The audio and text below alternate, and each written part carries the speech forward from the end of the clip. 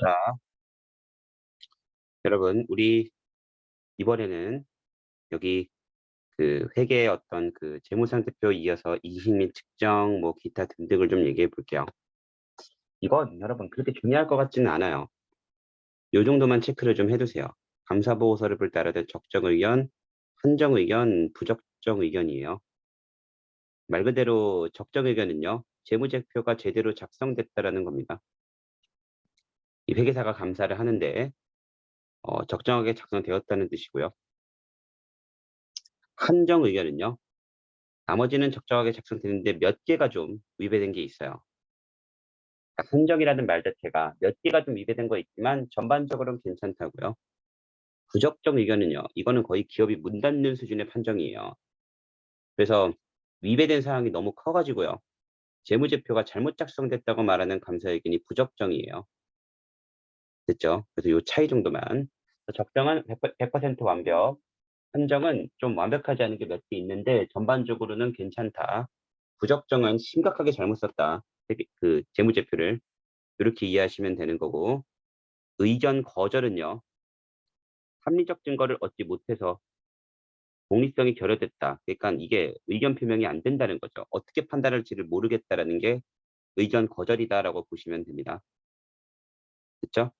이게 이제 되게 감사에 관한 얘기고, 이 기업은요, 이 감사받은 거를 또 업로드를 해요. 이 다트 시스템에서. 그냥 이건 그 주식 투자하시는 분들이 혹시 계시면 꼭 알아야 되는 것들이기는 합니다. 다트와 친해지셔야 돼요. 항상 매 분기 보고서가 올라오고요. 2분기에는 반기 보고서, 뭐 그다음에 1년 사업 보고서 같은 게 올라오거든요. 이런 것들은 사실 볼 필요가 있어요. 이 전자공시 시스템에서 다 확인할 수 있습니다. 그리고 적정 의견과 재무 건전성은 이거 알아두세요. 적정 의견은요, 이 회사의 재무 상태가 좋다가 아니에요. 자, 어떤 회계사가 어떤 회사에 감사를 하고요. 적정하다라는 의견을 냈죠. 이거는 뭐냐면 그냥 회계 기준에 따라 잘 썼다는 거지 그게 재무적으로 건전하다는 뜻은 아니에요. 재무적으로 불건전한 회사, 즉 재무적으로 문제가 있는 회사가 자신의 회사는 재무적으로 문제가 있다라는 식으로 정확하게 규칙에 맞게 썼으면 이것은 적정한 겁니다. 감사 의견으로 치면 재무 건전성은 진짜 재무 상황이 탄탄한 걸 말하는 게 이게 재무 건전성이에요. 즉 아닐 땐 아니라고 우리 회사 안 좋을 땐 안 좋다고 솔직히 쓰면 적정한 의견은 될 수 있겠지만 그게 재무 건전하다고는 할 수는 없겠죠. 그 둘은 별개라는 것도 알아둬야 되고 뭐 이런 것들 이런 그냥 받으세요. 계속 기업 불확실성은요 곧 망할 것 같다는 뜻이에요. 뭐 이런 것들이고 주석을 보는 건 뭐 나중에 또 보시면 되겠고 자 재무제표에 대한 이해 더 집중적으로 들어가 보겠습니다. 가장 핵심이 얘네들이거든요. 그중에 우리가 꼭 봐야 되는 건 이 두 친구에다가 요 정도라고 볼 수 있어요. 자, 재무상태표 아까 얘기했죠? 이렇게 자산이 왼쪽에 있고요. 이게 차변이라고 해요. 그리고 부채와 자본이 오른쪽에 있어요. 이걸 대변이라고 합니다. 아까 말했죠? 자산이라는 것은 남에게 빌린 자산과 내가 원래 내 거 자산을 합친 거라고. 그래서 자산은 자본 플러스 부채예요. 자기 자본 플러스 타인 자본이라 그랬죠? 자, 그러면 이 자본을 우리가 뭐라고 할 수 있냐면 순자산이라고 할 수 있는 겁니다. 진짜 내가 순수히 들고 있는 돈, 순자산이라고 할 수 있는 게 바로 이 자본이라고 보시면 돼요. 이거를 재무상태표, 이런 걸 기입한 걸 재무상태표라고 하고 이걸 대차대조표라고 말하기도 해요. 밸런스 쉿. 됐죠? 이런 거 표시해 두시면 됩니다. 이런 것들. 됐죠? 그래서 이 원리만 잘 좀 기억해 두시면 되고 각각의 용어들에 대해서는 제가 차근차근 보면서 설명을 좀 해드릴게요. 요거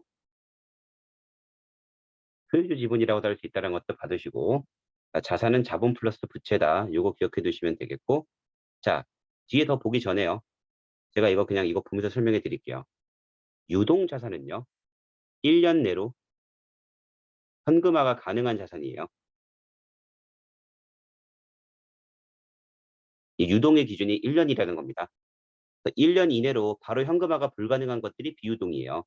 유동 부채도 마찬가지로 1년 내로 상환해야 되는 부채예요. 1년 내로 상환해야 되는 부채가 유동 부채고요. 비유동 부채는요. 상환 기간이 긴 부채, 1년 이상의 2년, 3년 동안의 상환 기간이 있는 긴 부채가 유동 부채라고 보시면 됩니다. 유동이라는 게 들어가면 1년 이내, 비유동이라고 들어가면 2년, 3년 되는 1년 이상의 것들을 말하는 겁니다. 됐죠? 그래서 현금 및 현금성 자산, 바로 현금화시킬 수 있는 게 현금 및 현금성 자산이에요. 여러분들 혹시 그 주식 투자하시는 분들은 기업 분석하실 때요. 그 기업이 현금 및 현금성 자산을 얼마나 들고 있는지를 보는 것도 필요해요. 왜냐하면 현금 및 현금성 자산이 많아야 이게 만약의 순간, 아주 뜻밖의 순간에 대처가 되거든요. 문제 상황에. 어쨌든 그게 이제 그거고, 매출 채권이라는 것은요. 그냥 쉽게 생각하면 상품을 판매하고 아직 못 받은 돈이에요. 물건은 넘겼는데 돈은 못 받은 거죠. 이렇게 봐주시면 되고, 그 단기 유가증권은요. 단기에 다 팔게 되는 증권을 뜻해요. 투자 자산을 뜻하는 거고, 1년 내로 팔게 되는 투자 자산이 되는 거고요. 미수금이라는 건 뭐냐면, 이게 그 기업이 주력으로 파는 상품 말고 다른 것들을 팔았을 때 못 받은 돈이거든요.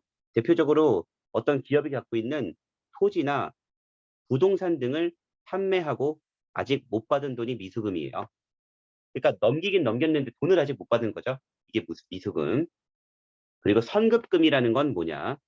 내가 물건을 삽니다. 근데 물건을 아직 안 넘겨받았어요. 근데 내가 먼저 대금부터 지급하는 거예요. 내가 대금 미리 지불해 둘 테니까 준비되면 물건 넘겨줘. 이게 선급금이에요.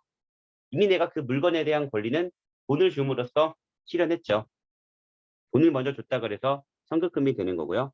재고자산은 말 그대로 재고, 그 기업이 갖고 있는 상품의 재고라고 보시면 돼요. 됐죠? 자, 이게 각각에 대한 설명. 그래서 매출채권, 미수금, 선급금 같은 거 좀 잘 알아두세요. 중요한 건 전 얘라고 봅니다. 자, 그 다음에 비유동 자산이라고 돼 있죠. 이거는 1년 내로 현금화가 어려운 것들, 투자 자산들을 말할 수 있습니다. 보이죠? 장기 대여금은 길게 돈을 빌려준 걸 뜻해요. 그다음에 뭐 유형 자산에는 건물이 유형 자산이잖아요. 건설 중인 자산은 아직 짓고 있는 건물이에요. 그렇죠? 그리고 이게 무형 자산 보이죠? 영업권이라는 게 뭐냐? 여러분, 영업권이라는 게 사실 어떤 기업끼리 M&A를 할 때 굉장히 중요한 거거든요. 기업의 브랜드 가치, 영업 노하우 같은 무형 자산 있죠. 그 브랜드만이 갖고 있는, 뭐라고 이렇게 수치화되고 막 이 가격을 매길 수 있는 건 아니지만 그런 브랜드 가치나 영업 노하우 같은 것들이 영업권이에요. 산업재산권은 특허권이라고 보시면 돼요. 이런 것들이 이제 자산 항목에 들어가 있고, 이 자산에는요, 부채와 그다음에 자본이 섞여 있는 개념이에요. 옆으로 가서 부채 개념을 한번 보겠습니다. 자, 매입 채무는 바로 볼까요? 이거 별거 아닙니다. 물건을 샀는데 아직 돈을 안 준 거예요. 돈을 결국 줘야 되죠. 채무가 되는 겁니다. 자, 이 지급금 같은 건 뭐냐면요. 어떤 내가 기업에서 상품을 사는 거 말고 있죠. 뭐 예를 들어 세금을 내는 거다. 임금 주는 거다. 광고료를 낸다. 판매 수수료를 낸다. 이런 거 있죠. 즉, 그 상품 사는 거 이외에 다른 것들로 돈이 나갔는데 그 줘야 될 돈을 아직 못 준 거죠. 대가를. 그게 미지급금이에요. 물건을 샀는데 기업이 파는 물건을 샀는데 아직 돈을 안 준 거는 매입 채무. 그거 말고 뭐 세금 내야 되는데 안 낸 거, 임금 안 준 거, 뭐 광고료, 판매 수익 같은 거 안 준 거, 이런 것들은 다 미지급금이라고 보시면 되고, 단기 차입금은요. 1년 내로 만기가 오는 진짜 단기 차입금이에요. 선수금은요. 미리 돈 받아둔 겁니다. 아직 물건은 안 넘겼는데 미리 돈 받아둔 게 선수금. 예수금도 마찬가지예요. 미리 돈 보증금처럼 보증금의 개념이라고 이해하시면 됩니다. 그러니까 은행들이 여러분, 은행들이요. 예금을 받잖아요. 그게 일종의 예수금이에요.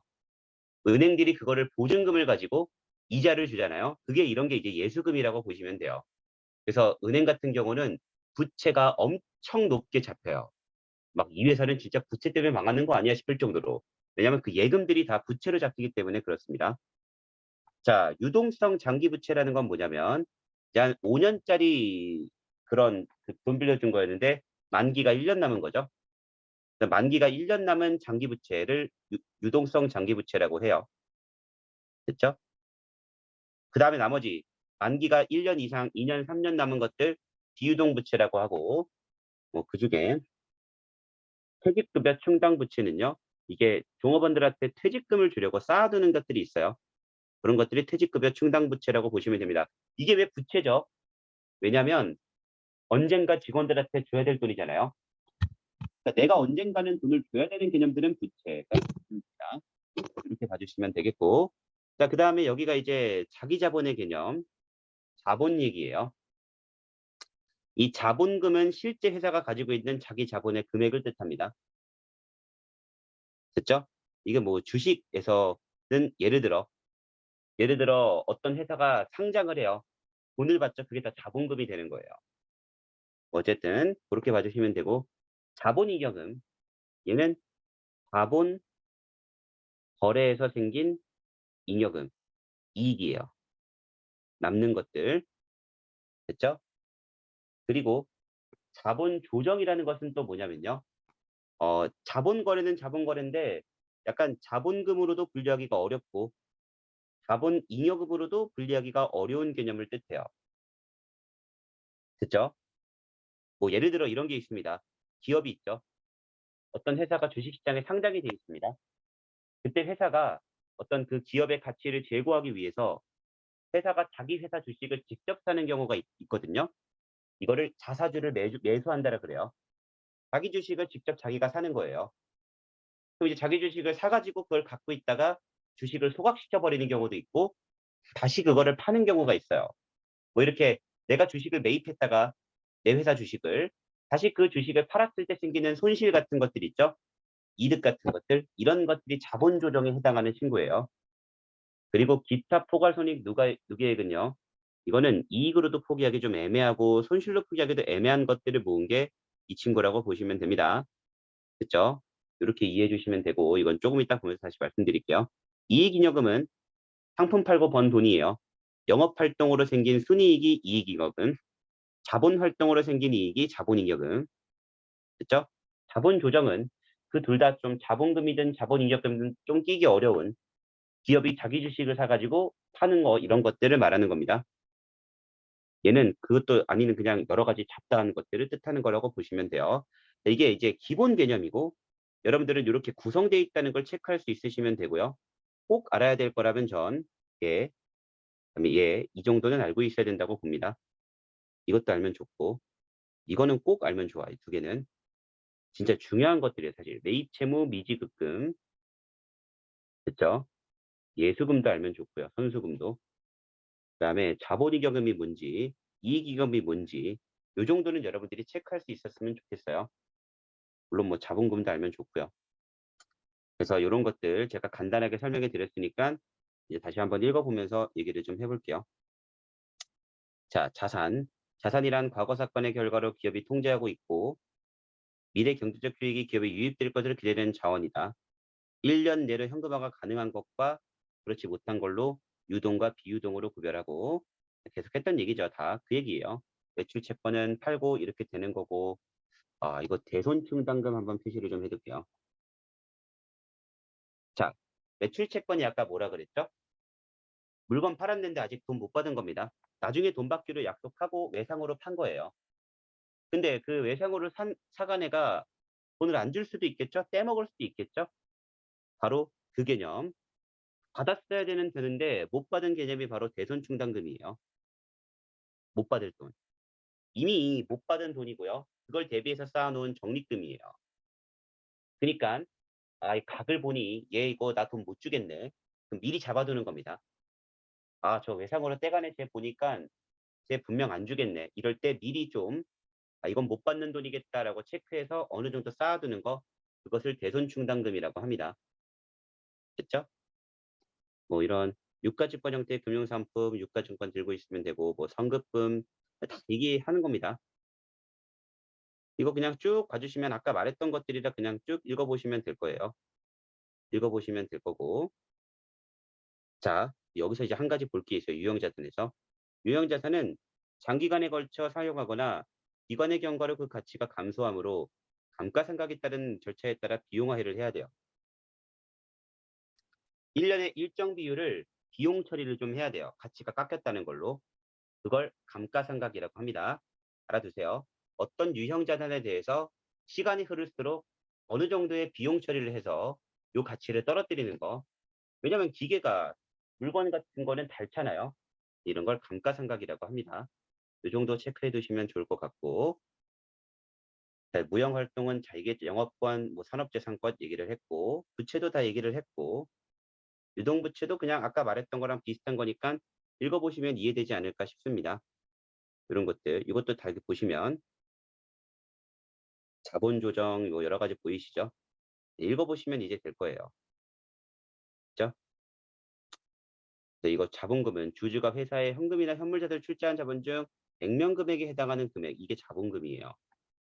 그러니까 주주들이 준 돈이 자본금이다라고 보시면 됩니다. 그러니까 이 주식 투자는요.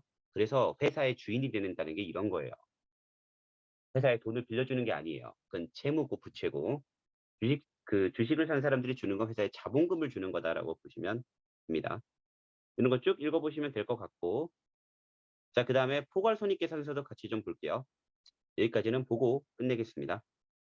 이거는 이제 기간 동안의 이익을 보여주는 거예요. 됐죠? 자, 근데 여기서 이제 한 가지. 기초라는 말이 있거든요. 이거는 1월 1일이고요. 기말이라고 말하면 얘는 12월 31일이에요. 알아두세요, 이거는. 어쨌든 이 기간 동안에 얼마나 이득이 있었는지. 자, 손익계산서 보겠습니다. 매출액. 이게 말 그대로 회사가 주력으로 파는 그 사업으로 번 돈. 매출 원가는 그 파는 물건을 만들기 위해 필요한 비용 있죠? 그게 매출 원가예요. 그 둘을 빼면 매출 총이익이 나옵니다. 즉, 직접적으로 물건을 만들어서 팔았을 때 남는 이익이에요. 만들어서 팔았더니 6천을 벌었고, 그 중에 4,800 정도가 만드는데 비용으로 들었다? 그러니까 뭐 물건 만드는데 700원 들었는데 그걸 1,000원에 팔면 300원 남은 거죠? 그게 매출 총이익이에요. 끝. 일반적으로 이게 이제 이익이라고 생각하지, 네, 그건 아니겠죠. 그 다음에 들어가는 게 이제 판관비예요. 판매 관리비. 이 물건을 만들기 위해 직원들한테 주는 급여, 이 장소에서 사용하는 다는 임차료, 그다음에 광고비, 감가상각비까지가 그 판관비로 들어가게 돼요. 왜냐하면 이것도 물건을 사는 것과 직접 관련이 있죠. 광고를 어떻게 하냐에 따라서 달라지니까. 이런 판관비를 빼고 나면 그 이익이 영업이익이에요. 즉, 내가 이 물건을 만드는데 필요했던 비용에다가 그 물건을 팔기 위해서 고용했던 직원들 급여, 임차료, 광고비, 감가상각비 같은 것들을 다 뺐을 때 남은 금액이 영업이익이에요. 됐죠? 물건을 팔았고 그 물건을 판 돈에서 만드는 데 필요했던 돈만 뺀 거는 매출 총이익이 되는 거고요. 보통 여러분들이 만약에 주식 투자하신다면 이 기업의 영업이익을 볼 필요가 있어요. 얼마나 나오는지, 영업이익이 성장하는지 그걸 보면 알 수 있거든요. 자, 여기다가 이제 영업 외 수익, 기업이 주력 산업을 하는 건 아니지만 뭐 돈을 벌 수는 있잖아요. 뭐 가지고 있는 부동산 팔든 주식을 팔든 영업 외 위용도 있어요. 비용도. 그럼 이제 이 영업 외에 기업이 주력을 하는 산업 이외의 이익과 손실을 더하고 빼면 법인세 차감전 이익이 나오고, 거기서 법인세를 빼면 당기순이익이 나오는 겁니다. 그리고 거기다 기탈포괄손익을 더해가지고 총포괄이익은 250. 이런 식으로 가는 게 패턴이다라고 보시면 됩니다.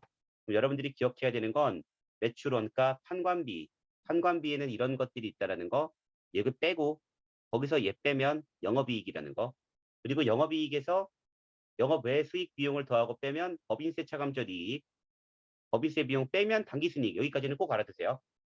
세금까지 다 빼고 나면. 그래서 제가 그랬죠. 당기순이익에는요, 이런 일회성의 이익이나 비용이 많이 들어가기 때문에 조금 수치가 왜곡이 될 수 있습니다. 진짜 그 기업이 사업을 잘하고 있는지를 보려면 영업이익을 보는 게 맞다라는 겁니다.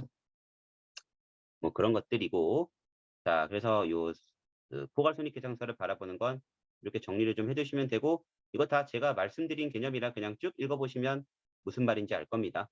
여기까지요. 자, 그다음에 이제 자본 변동표랑 현금 흐름표 같은 얘기를 좀 해야 되거든요.